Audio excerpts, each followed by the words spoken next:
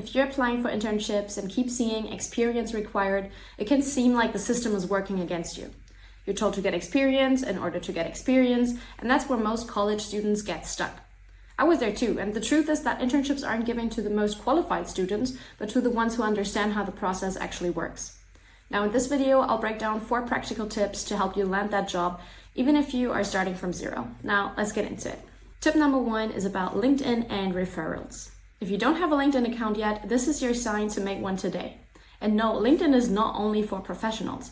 Recruiters definitely use it to seek out students for internships as well. Here's what to put on it: your degree and university, student clubs and societies, any kind of volunteer work, good grades, but only if they're solid, no need to force it, and any projects, presentations, or papers that you've written. Basically anything that shows that you're active and you're willing to learn. When I was applying for internships after my bachelor's studies, I included things like voluntary work at the animal shelter, a marketing club that I was part of and how I was able to acquire sponsors for that club, and I also uploaded a paper that I've written. For your profile photo, you don't need a professional photo shoot. It's totally enough if you have a clean background, a good lighting, and a neutral outfit. You can even just upload a photo of you into ChatGPT or Gemini and ask it to generate a professional photo for LinkedIn for you. I made a full video on how to optimize your LinkedIn in order to attract more recruiters, and I'll link it for you up here. LinkedIn is not only for recruiters to find you, but it's also an amazing tool to help you network. You can use it to search for alumni from your university, to see what kind of internships they did after their degree.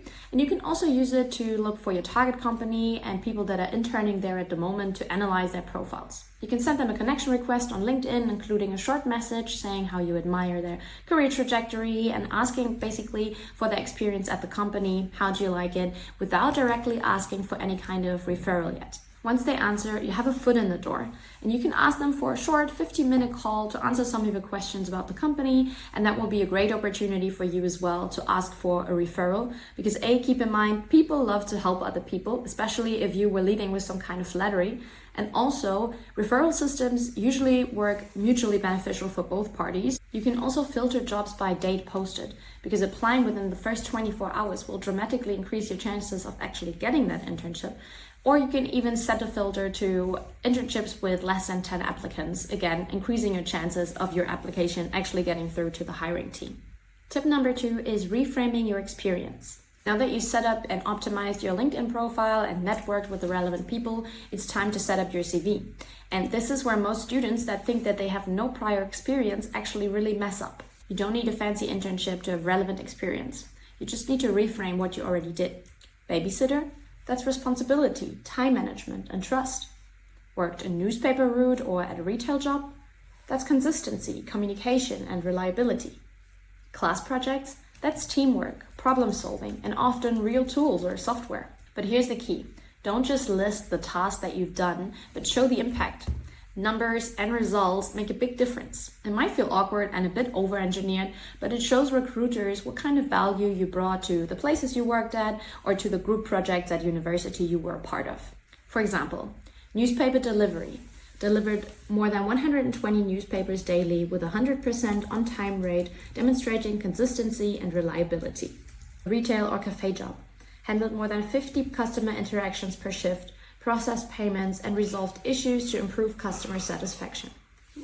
Group projects. Collaborated in a 4-person team to complete a semester-long project, presenting findings to 30 people and earning a top grade result. I made a video on optimizing your CV, mainly focused on business-related roles, with a free template, and I'll link it up here as well. Finally, tailoring your CV to the role you're applying for actually can help a lot as well. You should use the right keywords. So for example, put the job description into ChatGPT for the one that you want to apply for and ask it to filter out 10 of the most relevant keywords and then try and include those in your CV. Because later on, the CV will go through a system, it will scan it, and it will see that the keywords in your CV matches with the job description, which will really increase your chances of getting an interview. Quick pause, if this video is helping you so far, please make sure to hit the subscribe button, and now let's get back to it. Tip number 3 is to prepare for interviews. When you get an interview, preparation is key. Before the interview, do your research. Find out about the company's website, check Google News for recent updates or awards, look at their social media sites like LinkedIn, Instagram, and so on, and understand what they actually do and why it matters. You can set up a Google News alert for that company so you'll get a notification if anything important comes up before your interview. I did this when I applied for an internship for Ernst & Young, and it showed me that they had a big conference that had a direct impact on the role that I was applying for just a couple of days before my interview. And this way I was able to bring it up and demonstrate that I was up to date, and without that news alert I would have just completely missed out on it. You should practice at least 10 of the most common interview questions with a friend out loud, not just in your head or not just writing a text, but actually practice them with a friend one-on-one a couple of times. During my undergrad studies, I had a friend who wanted to apply for an internship at Lufthansa in New York, and for 2 weeks straight, 1 hour per day, we practiced these interview questions until she didn't feel nervous anymore, she really felt confident, and eventually aced that interview. And if you get really nervous before the interview, it can really help to do a simple and short breathing exercise. For that, you simply inhale for 4 counts through your nose, and then exhale through your open mouth for 8. This can actually really calm down your nervous system. Tip number 4 is to keep going. You will get rejected, and honestly, probably more than once. That's completely normal. When I applied for internships after my undergrad studies, I got rejected at least 30 times without ever making it to the interview stage, but then eventually I was able to secure an internship at Pepsi. Rejection can happen in different ways. For example, after just sending your application, because sometimes your CV never even makes it past the first screen. You can be ghosted, so you get no response at all after the interviews or after a follow-up, and it stinks, but it happens to almost everyone. And a third, after an interview, so you might feel like you nailed it, but the company chooses someone else. None of this means that you're not good enough. It just means that you're early in your career, you're in a competitive field, and sometimes it simply means that someone was faster than you. If you get rejected, ask for feedback, especially after interviews. Not all companies will give it to you, but if they do, it's super valuable because you can learn from your mistakes and then do it differently the next time. Also, don't compare yourself too much to other people on LinkedIn.